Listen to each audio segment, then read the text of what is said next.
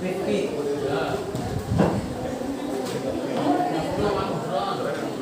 Tambah mas, tambah.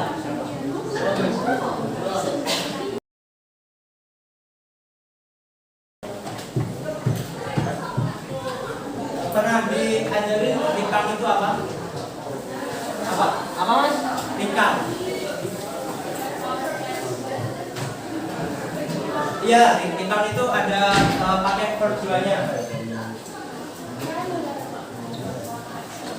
Nah, ini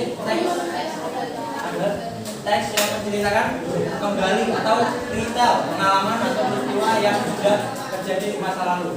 Oke, ini disebut, kenapa disebut recount?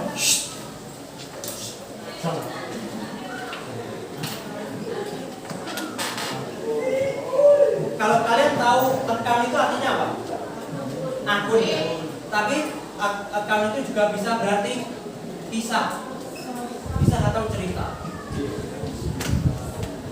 Nah, dan ini recount, ada tambahan namanya re itu artinya kembali atau diulang kembali. Jadi kalau kita gabungin recount itu apa? Ya, menceritakan kembali atau retell. Nah, ini ada kembalinya. Retell itu juga menceritakan sama. Tujuannya yaitu untuk memberi informasi atau menghibur dengan cara berbagi pengalaman yang nyata atau real.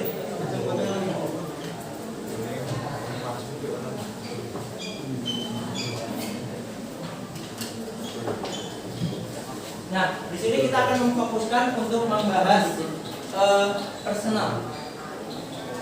Personal itu apa? Sendiri. Ya.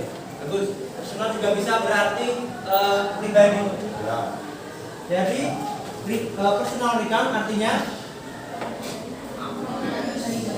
pengalaman pribadi. Benar, menceritakan pengalaman pribadi nyata yang dialami oleh penulis. Ada strukturnya. Ada 3. Orientation, event, sama pre-orientation. Kalau di pelajaran bahasa Indonesia kan ada ya orientation. Apa itu? Pengenalan, orientasi. Pengenalan siapa, di mana, kapan, where, dan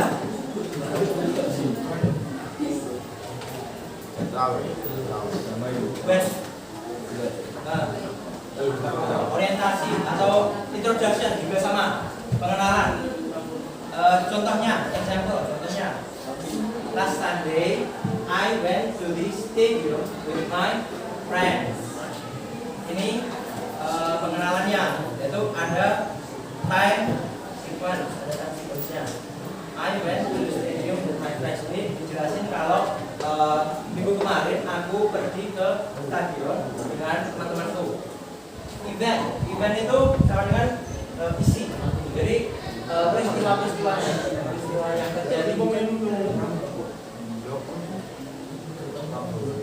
urutan kejadian atau peristiwa yang dialami atau ditulis secara kronologis. Nah, ini yang penting, kronologis. Jadi kalian menceritakan sesuatu itu harus sesuai urutan. Nah, example, contohnya, first we bought the ticket. First itu apa? Pertama. We bought the ticket. Kita membeli. Bab itu verb 2-nya apa? Verb 1-nya apa? Verb 1-nya buy. Jadi verb 2-nya bought the ticket. Kita membeli tiket.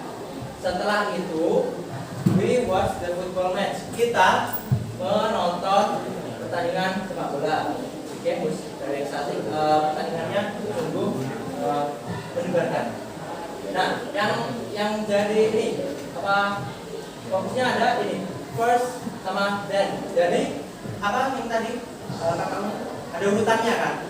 Pertama-tama, terus setelah itu di event itu harus ada kronologisnya. Jadi oke. Setelah reinvent ada reorientation atau reorientasi. Ini sama dengan penutup ya. Berisi pesan atau pendapat pribadi penulis tentang peristiwa yang dia alami. Contoh, I felt happy because my favorite team won. Nah, jadi sang penulis ini merasa dia happy apa? Senang karena tim favoritnya menang. Nah, ini adalah reorientasi sang penulis. I felt happy because my favorite team won.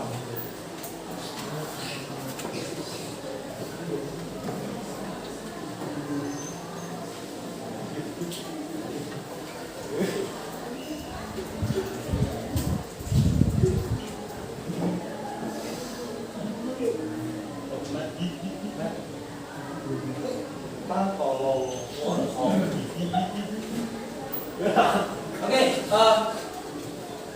fitur kebahasaan. Ada spesifik participant, partisipasi yang ini khusus, spesifik itu khusus.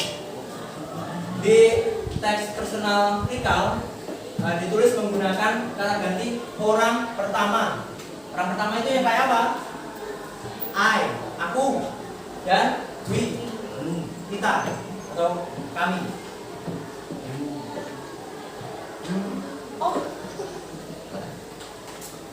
Kenapa disebut ini orang pertama first person?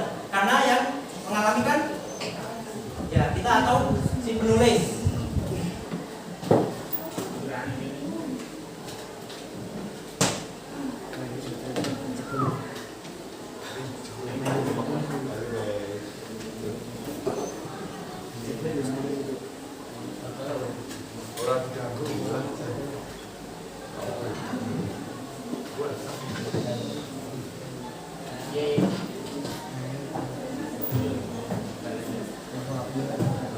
Ada second person atau orang kedua. Kalau yang orang kedua, perspektif orang kedua itu apa? Kamu itu orang kedua. Kalau third person orang ketiga itu kalian atau mereka atau bisa juga kayak my friend itu third person atau orang ketiga. Tapi kita memfokuskan yang apa? Orang pertama.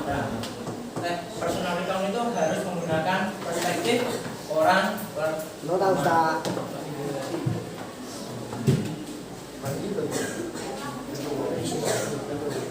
Action and mental verbs. Oke, kata kerja aksi, action. Kata kerja yang menunjukkan tindakan nyata yang bisa dilihat secara fisik. Nah, aksi itu harus apa? Bisa dilihat secara fisik. Contoh, hit atau memukul kayak ini, pingpong. Nah, itu adalah termasuk action verbs. Kick juga bisa dilihat secara fisik, yang termasuk action atau kata kerja aksi. Yang kedua ada kata kerja mental, yaitu kata kerja yang menunjukkan pikiran, perasaan atau indera. Kemarin sudah dibahas ada ini panca indera. Ada yang ingat nggak? Apa aja? Mata. Nah, mata itu digunakan apa? Melihat.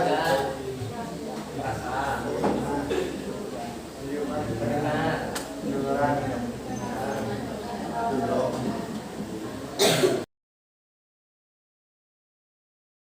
Nah, setelah ini mungkin pertemuan selanjutnya aku ingin kalian bikin tes.